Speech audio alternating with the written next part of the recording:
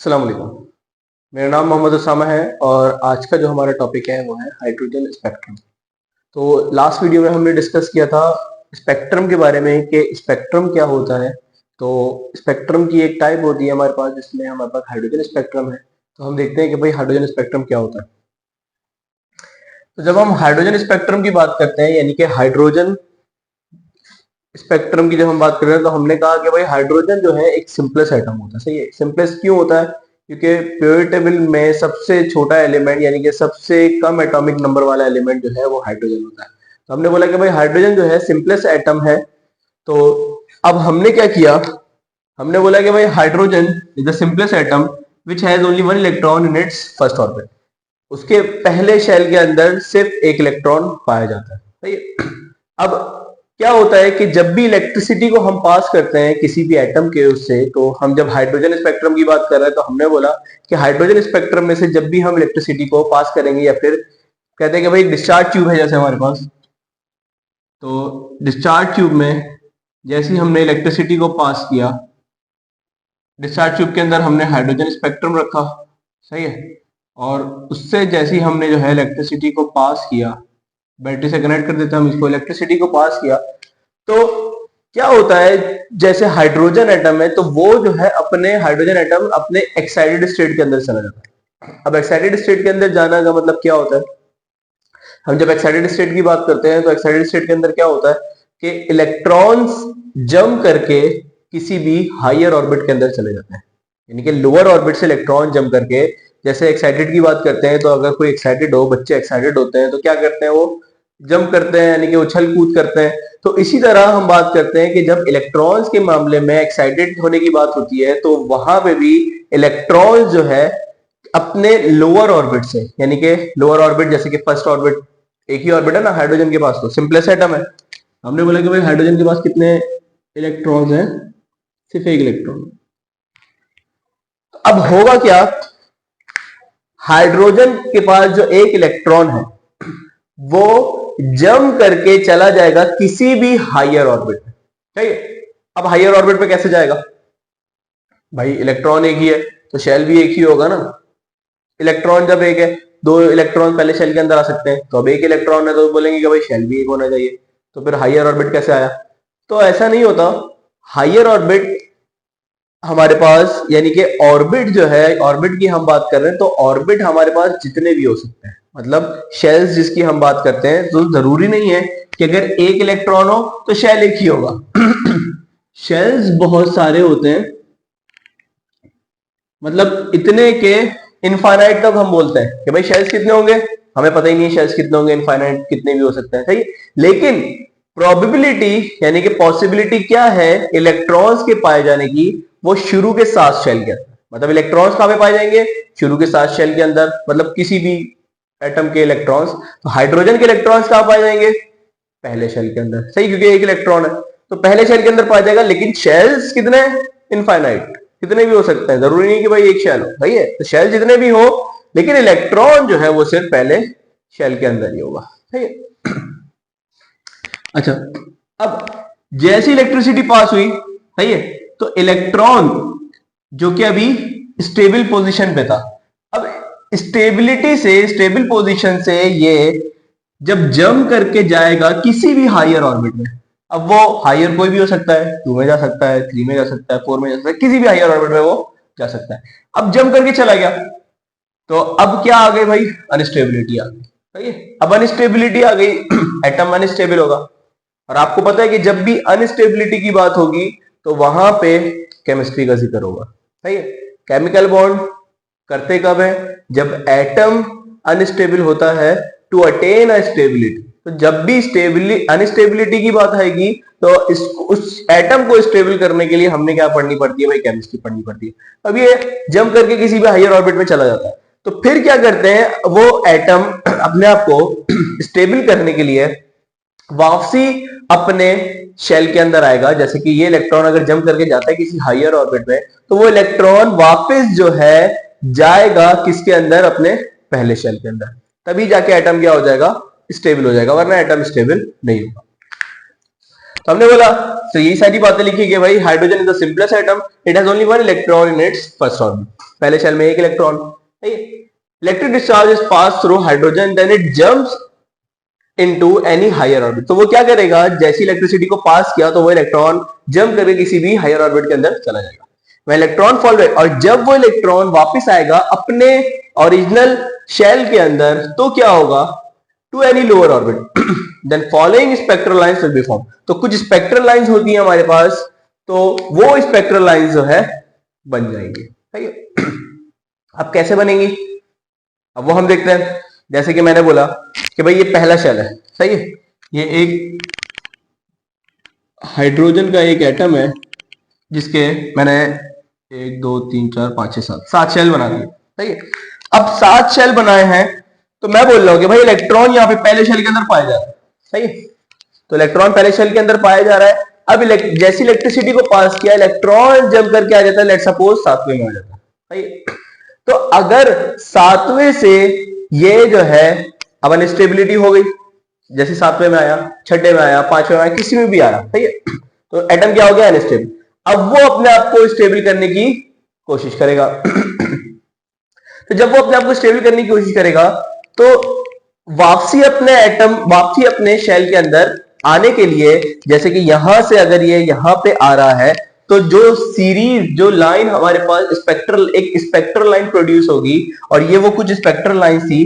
तो जैसे ही किसी भी हायर ऑर्बिट से जंप करके ये आया पहले शेल के अंदर, किसी भी हायर ऑर्बिट से जंप करके आया पहले शेल के अंदर, लेट सपोज 7वें से जंप करके पहले के अंदर आ गया, 6ठे से जंप करके पहले के अंदर आ गया, 5वें से, 14 से, तीसरे से दूसरे से जंप करके अगर पहले ऑर्बिट में आता है, किसी भी हायर ऑर्बिट से जंप करके पहले ऑर्बिट के अंदर आता है, तो हम बोलेंगे कि सीरीज कौन सी है, ये है हमारे पास लाइमन सीरीज। तो सीरीज को जो है हम नाम दे देंगे लाइमन सीरीज का। है ये। तो अब यही सारी सीरीज है। अब क्या है इन सीरीज के अंदर देखते हैं। अगर वेव नंबर की हम बात करते हैं तो लास्ट पिछली वीडियोस में हमने जो है डिस्कस किया था वेव नंबर कैसे कैलकुलेट करते हैं हम, तो उसके लिए हमने एक फॉर्मूला ट्रैक किया था तो भाई वेव नंबर बराबर है RH, यानी कि RH होता है बस Rydberg constant, Rydberg constant into 1/n1 का स्क्वायर 1/n2 का स्क्वायर। n1 क्या होता है, n1 कहते हैं हम लोअर ऑर्बिट, और n2 क्या होता है हमारे पास higher orbit. n1 lower orbit और n2 हायर ऑर्बिट। ठीक है।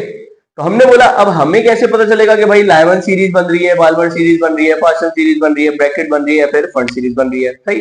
तो कैसे पता चला, तो हमने उसके लिए क्या किया, हमने बोला कि भाई किसी हायर ऑर्बिट से जंप करके, अब जरूरी तो नहीं है कि भाई हमारे पास 7th में ही जाए, जरूरी तो नहीं है 6ठे में ही जाए, किसी में भी जाएगा। तो इसलिए हमने बोला किसी भी हायर ऑर्बिट से जंप करके अगर पहले शेल के अंदर आता है तो हमने बोला कि भाई सीरीज कौन सी बनेगी, लाइमन सीरीज बनेगी। सही। तो लाइमन सीरीज, तो हमने लिखा कि भाई these spectral lines are produced. ये स्पेक्ट्रल लाइंस कब प्रोड्यूस होगी, when electron fall from any higher orbit, किसी भी हायर ऑर्बिट से जब वो जंप करेगा टू फर्स्ट ऑर्बिट, पहले ऑर्बिट में आ गया तो इसका मतलब सीरीज कौन सी, लाइमन सीरीज।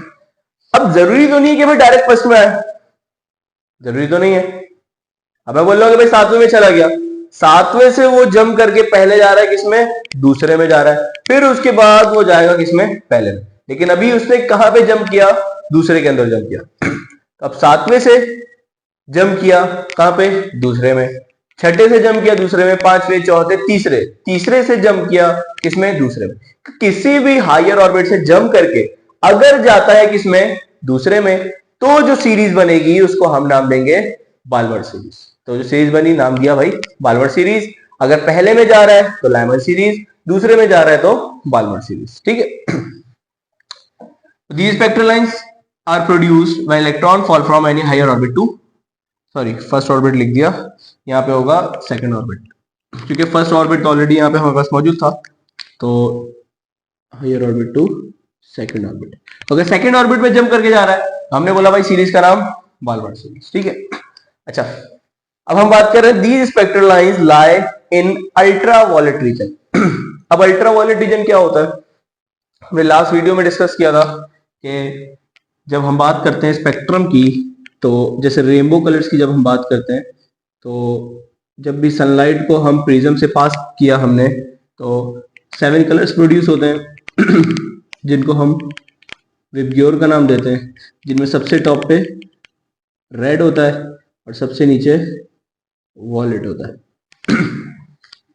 तो रेड की जो वेवलेंथ होती है हमारे पास वो होती है 7000, सबसे ज्यादा होती है, और वॉलेट की जो होती है वो होती है 4000।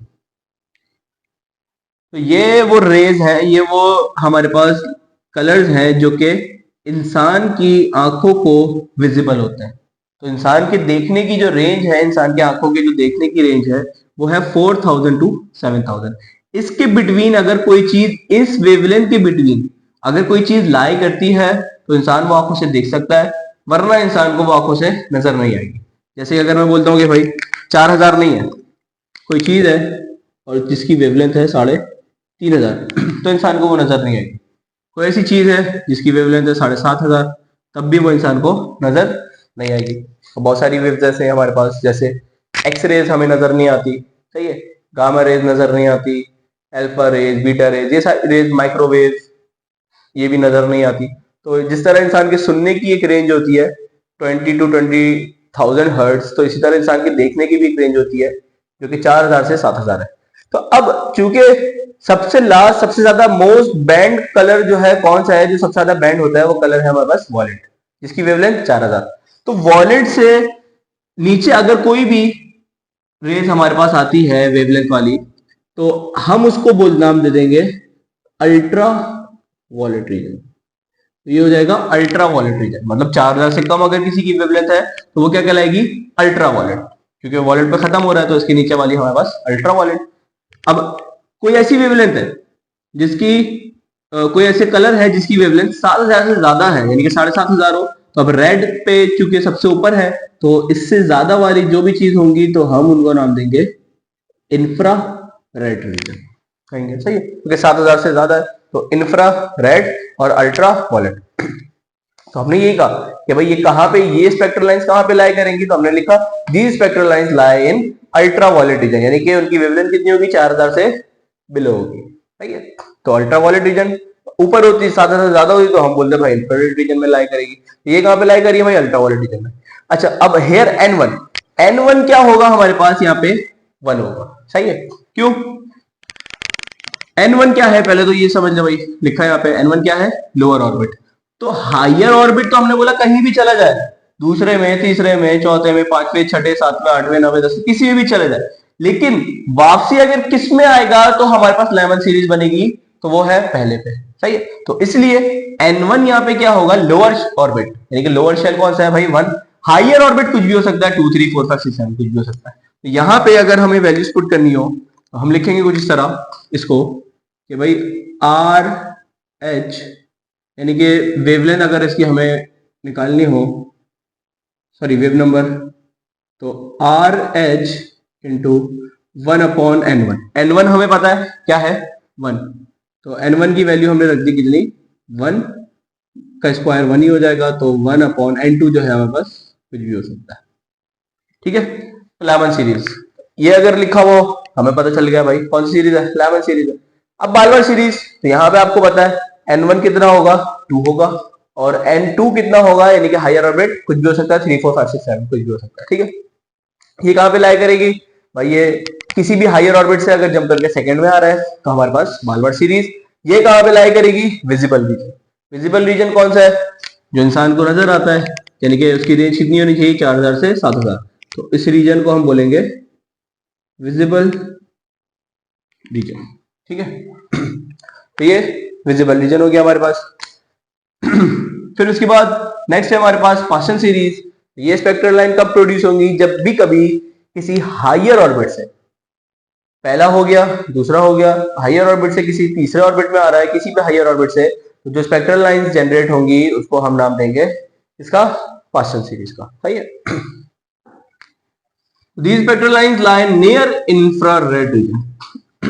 इंफ्रारेड रीजन के करीब करीब जो है ये स्पेक्ट्रल लाइंस जनरेट होंगी, यानी कि लाई करेंगी, मौजूद होंगी, सही है। ये अगर स्पेक्ट्रल लाइंस प्रोड्यूस होती हैं तो इनका रीजन क्या होगा कि कहां पे लाई करेंगी, इंफ्रारेड के करीब करीब।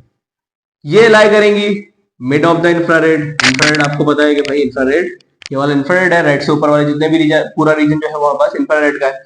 और ये कहां लाई करेंगी, फार फ्रॉम इंफ्रारेड, इंफ्रारेड से भी काफी दूर लाई करेंगी, है ये मिड में, ये फार और ये नियर, है ये नियर, मिड और फार। ब्रैकेट सीरीज भाई कब बन रही है हमारे पास, जब भी किसी हायर ऑर्बिट से, यहां पे हमने बोला कि भाई किसी हायर ऑर्बिट से थर्ड ऑर्बिट में आ रहा था, तो यहां पे किसी भी हायर ऑर्बिट से फोर्थ ऑर्बिट के अंदर आएगा, और यहां पे किसी भी हायर ऑर्बिट से हमारे पास फिफ्थ ऑर्बिट के अंदर आएगा पी फंड सीरीज। अच्छा, पी साइलेंट होता है तो हम इसको फंड सीरीज पढ़ते हैं कि भाई ये फंड सीरीज है, ठीक है। तो स्पेक्ट्रल लाइंस भी पता चल गई। अब यहाँ पे आपको पता है N1 कितना होगा, 3। अब N2 क्या होगा, 3 से बड़ा कुछ भी हो सकता है, 4 5 6 7 8 9 10। यहाँ पे N1 कितना होगा, 4 होगा।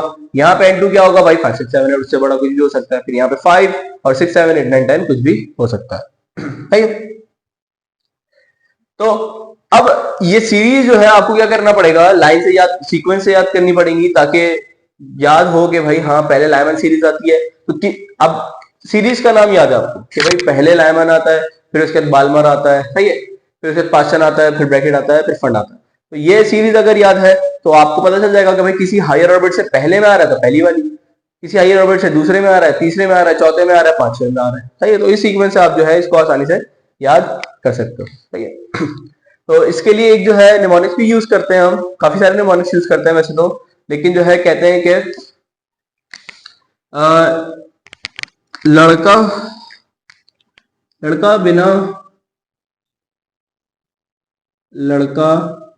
बिना फूल बाग पहुंचा, लड़का बिना फूल बाग पहुंचा, यानी कि लाइमन, लड़का लाइमन, बिना बाल्मर, फूल पास्चन, बाग ब्रैकेट, पहुंचा यानी कि पी फंड सीरीज।